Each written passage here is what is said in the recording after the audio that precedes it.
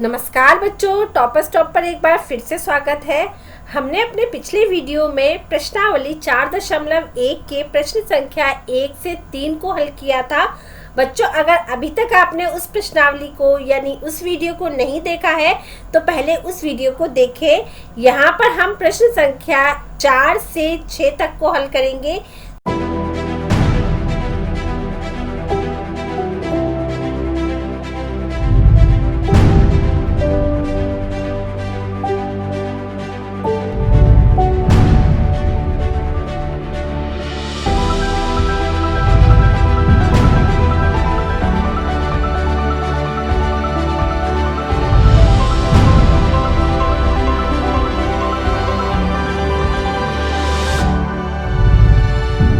आइए सबसे पहले हम प्रश्न संख्या 4 की तरफ चलते हैं।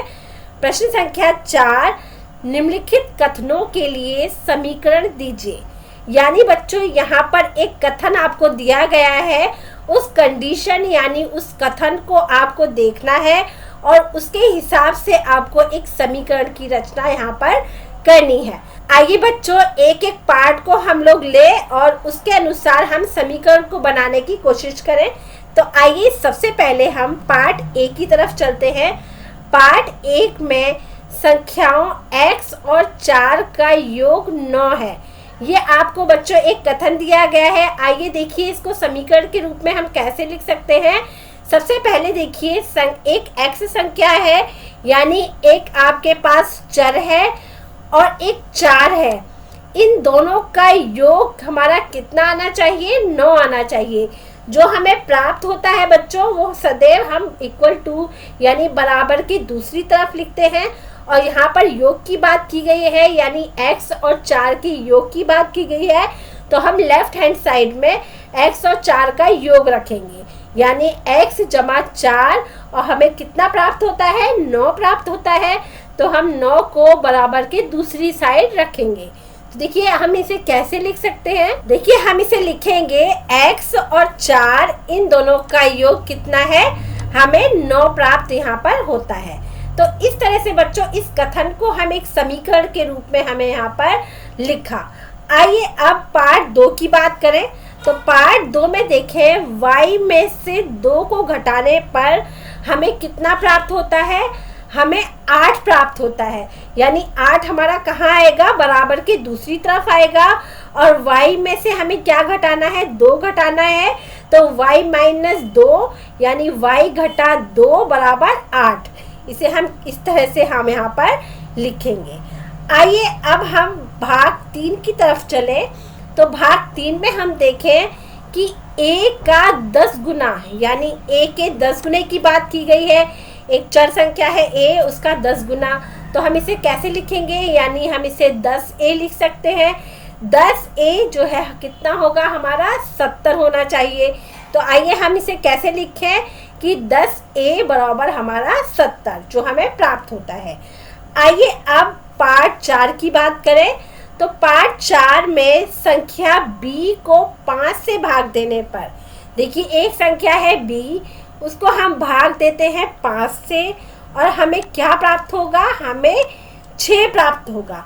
यानी बच्चों यहाँ पर कोई संख्या b है, उसको हम किससे भाग देना है? हमें 5 से भाग देना है। भाग देने का अर्थ होता है कि उसे हम बटे के रूप में लिख सकते हैं। यानी b को हम बटे के रूप में b बटा 5 करके लिखेंगे।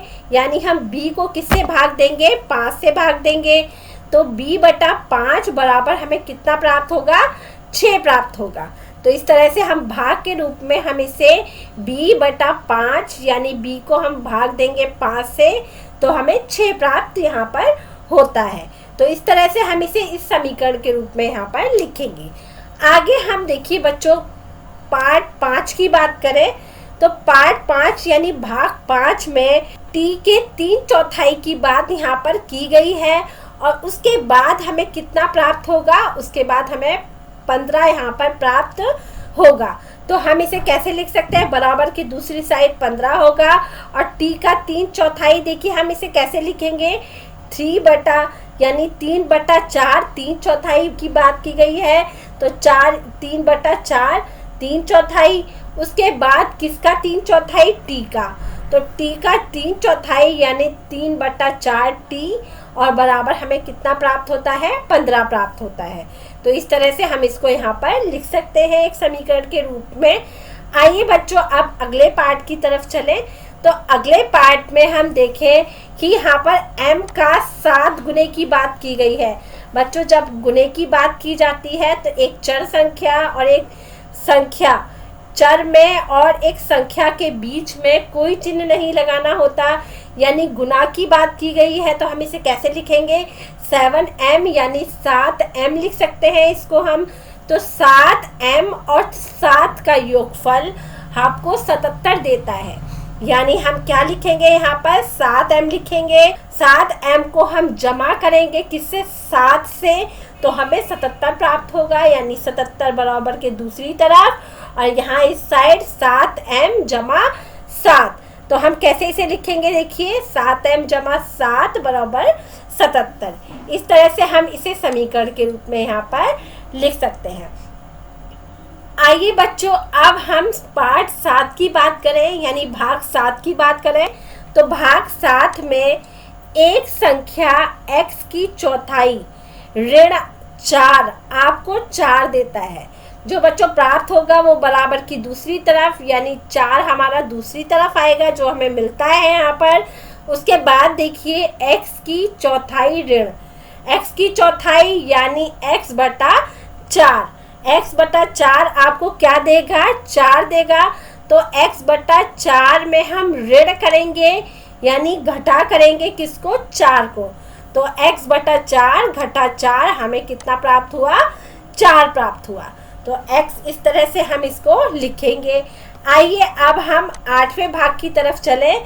तो यदि आप y के 8वें पार्ट में देखते हैं बच्चों कि यदि आप y के 6 गुने में से 6 घटा दें तो आपको 60 प्राप्त होगा। सबसे पहले आपको ये क्लियर है, ये बात आपको पता है यहाँ पर कि बराबर की दूसरी साइड जो प्राप्त होता है वो है, तो यानी 60 बराबर की दूसरी साइड आएगा। अब आगे देखिए y के 6 गुने में से 6 गुना का मतलब क्या हुआ कि हमारा 6 और y के बीच में कोई साइन नहीं होगा, इसे हम 6y करके लिख सकते हैं। तो 6y में से हमें क्या घटाना है, यहाँ पर 6 घटाना है, तो हमें 60 प्राप्त होता है। तो देखिए हम इसे कैसे लिखेंगे, 6y, उसमें से हमने किसको क्या घटाया, 6 घटाया, तो हमें कितना प्राप्त हुआ, 60 प्राप्त हुआ। आइए अब 9वें पार्ट की तरफ चलें। 9वें देखें, हम 9वें भाग को देखें। तो 9वें भाग में यदि आप z के 1/3 में, z का 1/3 में 3 जोड़े तो हमको क्या प्राप्त होगा, यहाँ पर 30 प्राप्त होगा।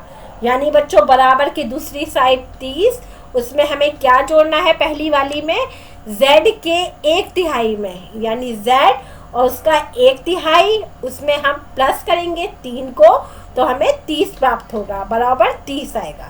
यानी देखिए इस तरह से हम इसको यहाँ पर लिख सकते हैं, z/3 यानी z का तिहाई, उसमें हम 3 को जोड़ रहे हैं और उसके बाद हमें क्या प्राप्त हो रहा है, 30 यहाँ पर प्राप्त हो रहा है। इस तरह से बच्चों देखिए हम प्रश्न संख्या 1 को यहाँ पर हल करेंगे, जो बहुत आसानी से आप कर सकते हैं। आइए बच्चों अब हम प्रश्न संख्या 5 की तरफ चलें। तो प्रश्न संख्या 5, निम्नलिखित समीकरणों को सामान्य कथनों के रूप में लिखिए। देखिए बच्चों अभी हमने प्रश्न संख्या 4 में कथनों को हमें समीकरण के रूप में बदलना वहाँ पर हमने सीखा। अब यहाँ पर हमें समीकरण दिया गया है और उन समीकरणों को कथनों के रूप में आपको यहाँ पर लिखना है। जैसे यहाँ पर देखिए आप हम भाग 1 की बात करें तो भाग 1 में हम सबसे पहले देखें एक चर है जो p है। p हमने क्या जोड़ा है, 4 जोड़ा है, तो हमें क्या प्राप्त हुआ है, यहाँ पर 15 प्राप्त हुआ है। तो हम कैसे लिख सकते हैं कि p में 4 जोड़ने पर हमें क्या प्राप्त होगा, 15 यहाँ पर प्राप्त होगा। तो हम देखिए यहाँ पर लिखेंगे संख्याओं p और 4 का योग, यानी जोड़ने पर हमें कितना मिलेगा, 15 प्राप्त होता है। इसी तरह से बच्चों हम भाग 2 को देखें तो भाग 2 में एक चर है m में से हमने क्या घटाया, 7 घटाया, तो हमें क्या प्राप्त हुआ, हमें यहाँ पर 3 प्राप्त हुआ। यानी किसी संख्या m में से हम घटा करें 7 को तो हमें क्या प्राप्त होगा, यहाँ पर 3 प्राप्त होगा। तो हम इसे इसी तरह से लिखेंगे कि m में से हमने 7 घटाने पर हमें 3 प्राप्त यहाँ पर होता है। आइए बच्चों पार्ट 3 की बात करें। तो पार्ट 3 में देखें कि यहाँ पर 2m है और बराबर 7 है, यानी हमें 7 प्राप्त होता है। 2m का यानी m को हम कितने से गुणा कर रहे हैं, 2 से गुणा कर रहे हैं। बच्चों 2 और m के बीच में कोई साइन नहीं है, इसका मतलब इनके बीच में गुणा है। हम लिखेंगे किसी संख्या m में 2 से गुणा करने पर हमें क्या प्राप्त होता है, 7 प्राप्त होता है। तो हम इसे लिखेंगे कि किसी m का 2 गुना यानी 2 से गुणा करने पर, या 2 गुना दोनों ही लिख सकते हैं आप, दोनों ही ठीक होंगे। तो m का 2 गुना यानी 2 से गुना करने पर हमें 7 जो है प्राप्त होगा। तो इस तरह से बच्चों हम यहाँ पर देखिए एक एक पार्ट को लेंगे और उसका कथन हम इस तरह से बनाते हुए चलेंगे। आइए अब हम चौथे भाग की बात करें। तो चौथे भाग में देखें m को अगर हम भाग करें 5 से तो हमें कितना प्राप्त होगा, यहाँ पर 3 प्राप्त होगा। तो हम इसे कैसे लिख सकते हैं कि कोई संख्या m है उसको हम भाग करें 5 से तो हमें 3 प्राप्त होता है। तो यहाँ लिखा हमने संख्या m को 5 से भाग देने पर हमें 3 प्राप्त यहाँ पर होता है। इसी तरह से बच्चों हम 5वें भाग को देखें। तो यहाँ देखें हम किसी संख्या के 3 गुने को यानी m के 3 गुना, किसी संख्या के यानी m के 3 गुने में अगर हम 5 से भाग कर दें तो हमें क्या प्राप्त होगा, हमें प्राप्त होगा 6। इसी तरह से बच्चों हम यहाँ पर इसको लिखेंगे, लिखा हमने संख्या m के 3 गुना को 5 से भाग देने पर हमें 6 प्राप्त होता है। आइए अब हम पार्ट 6 में बात करें। तो यहाँ देखें हम 3p यानी किसी संख्या के 3 गुने को जमा करने पर 4 से तो हमें क्या प्राप्त होता है, यहाँ पर 25 प्राप्त होता है। तो हम इसे कैसे लिखेंगे, तो हम लिखेंगे यहाँ p का 3 गुना और 4 का योगफल आपको 25 देता है। आइए बच्चों अब पार्ट 7 यानी भाग 7 की तरफ चले। तो भाग 7 में हम देखें कि यहाँ कोई चर है p के 4 गुने में, यानी p को 4 से गुणा करने पर हम क्या करेंगे, p का 4 गुना हमें मिलेगा। अगर हम घटा करें 2 को तो हमें क्या प्राप्त होगा, हमें 18 प्राप्त यहाँ पर होगा। तो हम इसे कैसे लिख सकते हैं, तो हम इसी तरह से यहाँ पर लिखते हैं कि एक संख्या p है, उसका 4 गुने में से 2 को घटाने पर हमें क्या प्राप्त होगा, 18 यहाँ पर प्राप्त होगा। ऐसे ही बच्चों आइए भाग 8 की बात करें। तो 8 में देखिए p/2 उसमें हम जमा करते हैं 2 को तो हमें क्या मिलेगा, 8 प्राप्त यहाँ पर होगा। तो आइए हम लिखें, यदि आप p के आधे में 2 जोड़ें तो आपको क्या प्राप्त होगा, 8 प्राप्त यहाँ पर होगा। इस तरह से बच्चों आप प्रश्न संख्या 5 को यहाँ बहुत आसानी से हल कर सकते हैं। बच्चों अभी तक आपने अगर हमारे टेलीग्राम चैनल को ज्वाइन नहीं किया है तो उसे ज़रूर ज्वाइन कर लें ताकि आपको हमारे सारी वीडियो की नोटिफिकेशन मिलते रहें। आइए अब हम प्रश्न संख्या 6 की बात करें। तो प्रश्न संख्या 6, निम्नलिखित परिस्थितियों में समीकरणों को बनाइए।